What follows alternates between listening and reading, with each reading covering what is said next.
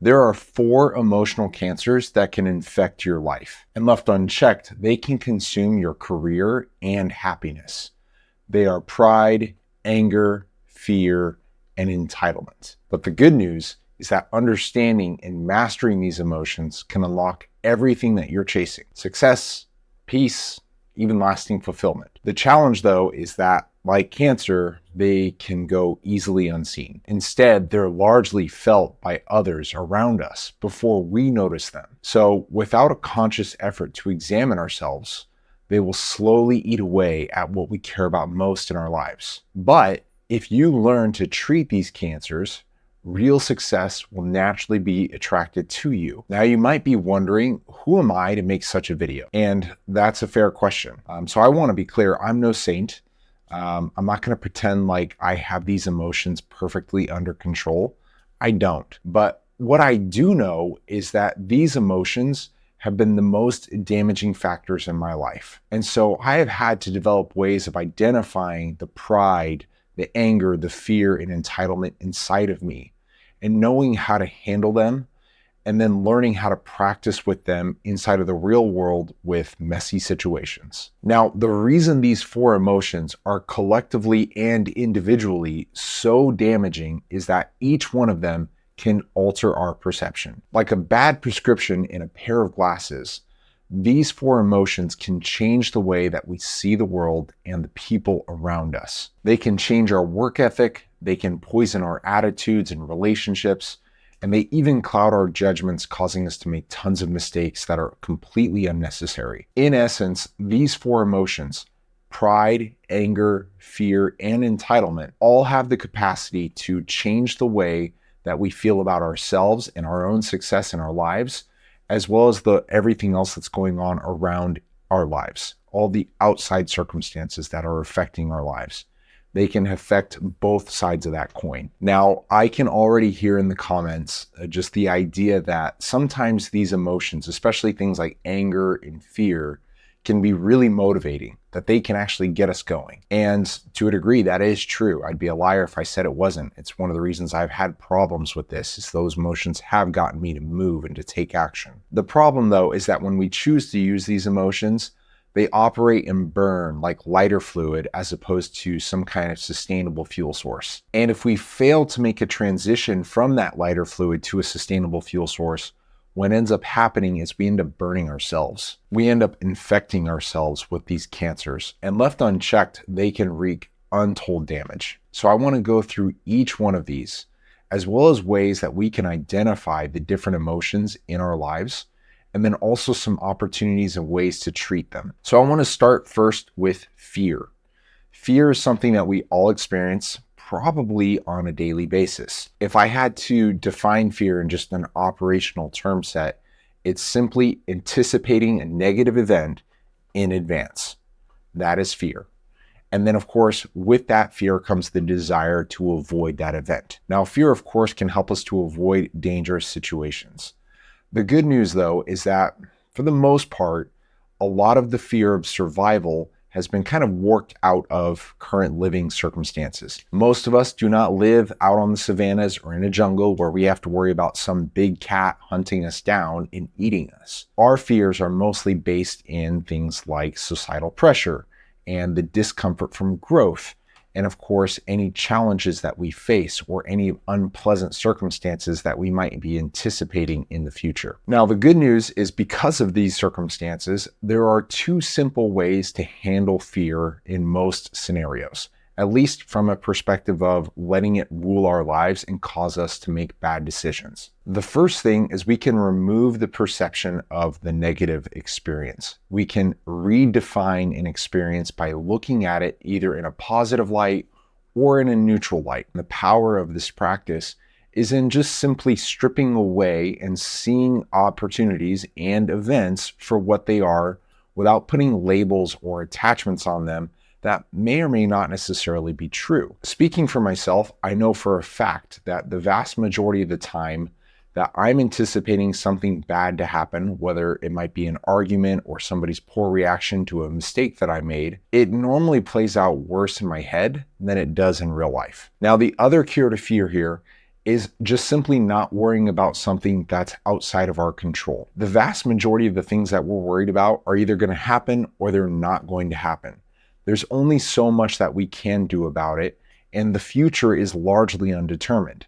And so it doesn't make a ton of sense to be worried about something that's going to come or that we have no influence as to whether or not it comes. We're going to have to deal with it one way or the other, and we might as well not worry about it until it gets here, especially considering the fact that it might not come at all, and then we're just stressing over nothing. Marcus Aurelius has this amazing line where he talks about how we will meet those future fears, those future anxieties with the same powers of reason that we have today. And something that I've realized is if I can learn to control the things that I'm responsible for, then I will actually have more power than if I just spent all that time worrying about it in the future. And over the years, as I've just been reflecting on these different emotions and the challenges that I face in overcoming them, I've learned that these opposite emotions are not necessarily what I would have initially guessed. And this is definitely the case of fear. Fear's opposite is not so much courage.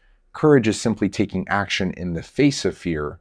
But what is actually the motivating force that overcomes fear is love, or to use the Greek word agape, a pure love, a selfless love, a sacrificial love, a heroic love, something that's greater than ourselves that motivates us to do something for the greater good. And so one of the key exercises that we can do on just a small day-to-day basis that will help us to prepare and to overcome these fears is any kind of selfless sacrifice or selfless service. It's especially powerful if that service is inconvenient in any kind of way. And when you look through history, the most heroic moments are when people overcome fear for the sake of others. Now, you don't need to dive into an ocean to save a drowning child in order to exercise this kind of service or this kind of love. Now, this next emotion is one that's probably going to bite us all in the butt. And it's something that I probably don't need to get on a soapbox to talk too much about. It's anger.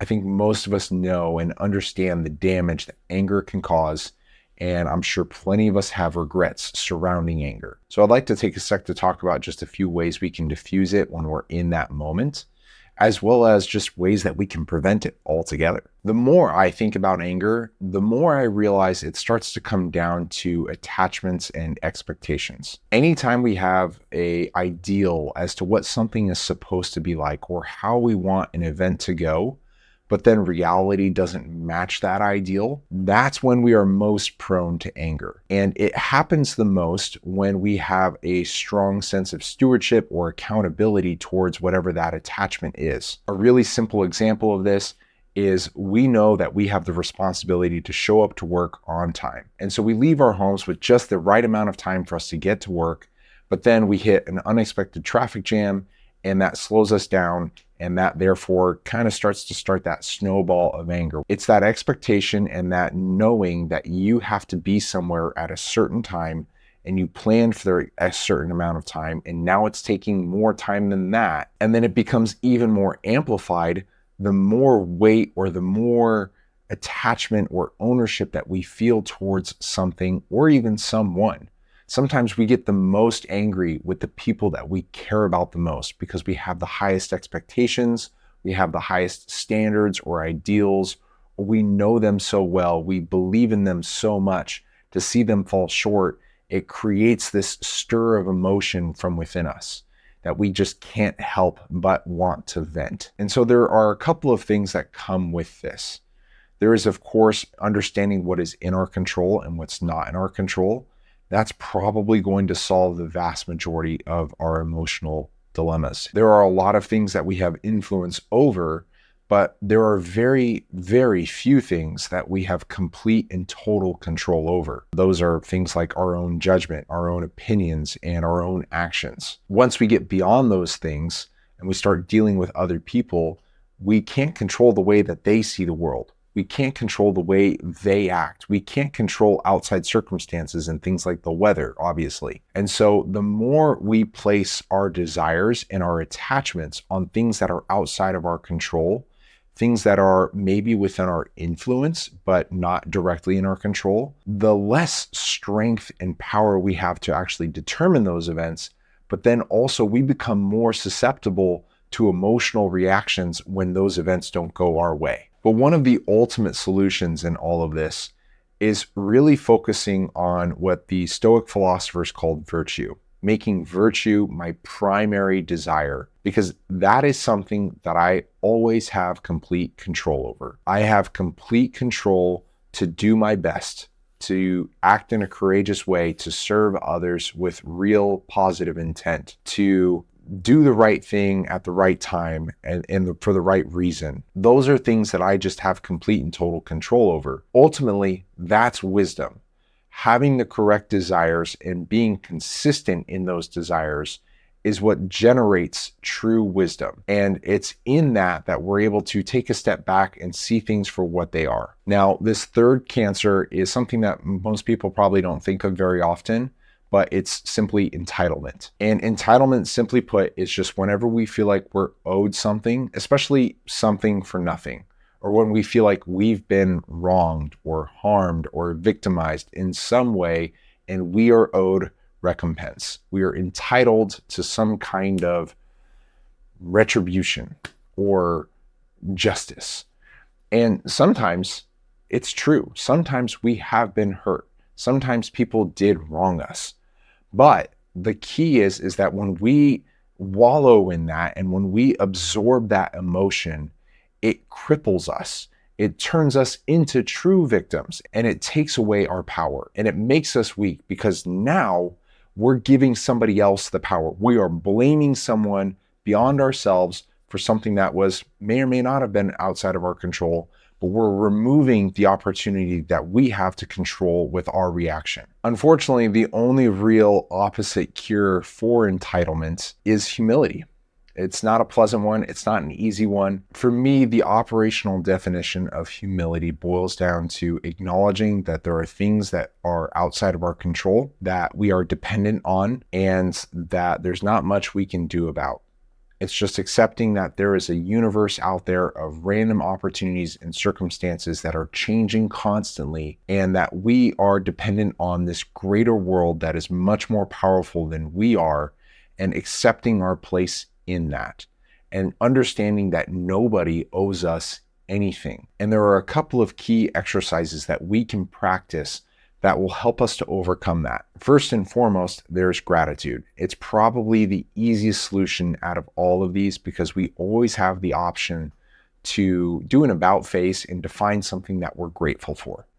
And when we exercise gratitude, when you just sit down and write 20, 30, 50 things, however many it takes, things to be grateful for, both big and small, and you just get out of your own head with that, it helps you to see both your perspective and your place in the world, and also just the fact that you have so much to be grateful for, and you really should not be feeling or demanding something else from the world that has already given you so much. Now, this fourth and final one, I typically call pride, but I think some people would refer to it as ego. To me, ego can encompass all four of these, but this one on pride is much more about this thought process or this belief system that there is this ranking system that we are better or worse than, by inherent nature, other people. And that's just not true. Inherently, we are all human. We are all the same. We all have the same value and worth, especially in the grand cosmos of the things. I'm personally Christian. Take that for what it's worth. You don't have to be in order to understand that we all are created equal. We all have the same value, whether that's in God's eyes, the universe's eyes, in science's eyes. We are all created with the same capacities. And if I had to oversimplify pride, it really does boil down to division, or as C.S. Lewis would say, enmity, this state of opposition towards other people. Whether that's seeing people as better than us or seeing people as worse than us, it's both pride. We can look up with pride, we can look down with pride. And the reason it is such a sin is because it does construe and change the way that we see the world, and it's really a lie towards ourselves. And one of the problems is that this pride manifests itself in our projections, especially in projections of the things that we want or secretly desire in our hearts. I know for myself, whenever I see somebody rich and wealthy, and who has all the toys, all the gadgets, all the houses. I know deep down that if I had access to that kind of money, I would be also really tempted to go out and purchase the Lamborghini as opposed to pulling a Mr. Beast and donating it to a homeless person. Like, I know myself well enough to know that that would be a temptation. And so when I look at somebody who has those things and I feel that sense of ego, that sense of pride, that sense of envy kick in, and I project the darker side of my heart onto them, I have to step back from that. And at the same time, when it's somebody below me and I see them struggling with some kind of circumstance or challenge that they're facing in their life, and if I'm tempted to think, oh, that guy's an idiot, they haven't figured that out yet, how are they getting caught up in this? Then I have to remember that I also once struggled with that thing. Or the things that I get the most frustrated with and where I feel my pride swell up are normally the things that I struggle with the most. Again, it's my projections that I'm catching. And ultimately, the thing that I've learned that I have to do from a exercise standpoint is I have to stop counting. I have to stop counting other people's money, other people's blessings, other people's circumstances, their external validations that I can visibly inspect, because I don't know what's going on inside of their lives. Most of the time, I have no clue what people are struggling with. And so who am I to judge them? Who am I to say that they're better or worse than me? Because frankly, they're not, right? We're all created equal. And one of the things that helps that is when we realize that wisdom and knowledge and truth can come to us from a variety of sources and from people across all different circumstances of life. And so one of the ways that we can evaluate and understand how teachable and how meek we are, which are really the ultimate healers and treatments for pride, it's just by being open to that wisdom and to that knowledge when it comes to us from sources, especially unexpected sources. And so those are the 4 cancers: pride or ego, if that works better for you, entitlement, anger, and fear. Internally, I refer to them as the 4 horsemen of madness or the 4 horsemen of insanity, because that's what they create. They create this sense of self-destruction and insanity that we inflict upon ourselves. And in every single circumstance, I think it's avoidable. I'm not saying it's easy, but I think it can be worked through. And as we learn to adjust our desires and our attachments to things that are actually within our control, and to learn to serve others and to work from a place of true charity, and we're open and receptive to all sources of wisdom, and we acknowledge the fact that we're pretty small in this universe of random circumstances and divine circumstances that have combined to create our lives, then we actually can begin to heal these cancers that infect us, especially when we realize that we can have the opportunity to stop and reflect on a day-to-day basis, whether that's through meditation or journaling. It provides that opportunity for us to slow down and to assess ourselves and to reflect on both our actions and our thoughts and our feelings. And those are really the only things that we have control over. We get to cure the root. We get to remove the weed from its source rather than trying to trim the hedges and keep the surface problems at bay. So I hope this video has been helpful for you. I think that each one of these probably deserves its own video. I barely skimmed the surface. I feel like this was probably a really ambitious video to try to take on all 4 of these all at once, but I wanted to group them together because I know that they've been the most destructive in my life. I know that they have caused me the most grief and anguish in my personal life, and they have been what has stopped my own success. More than anything else, more than any outside circumstance, I have caused my own failure because of these 4 emotions. And I hope we can all recognize that. I'm pretty sure most of us, when we're honest with ourselves, can. Otherwise, we wouldn't be watching this video. And so if this is helpful, or if there is something specific in here that you want to learn more about, please let me know. Thanks, guys, and I hope you're having a good time.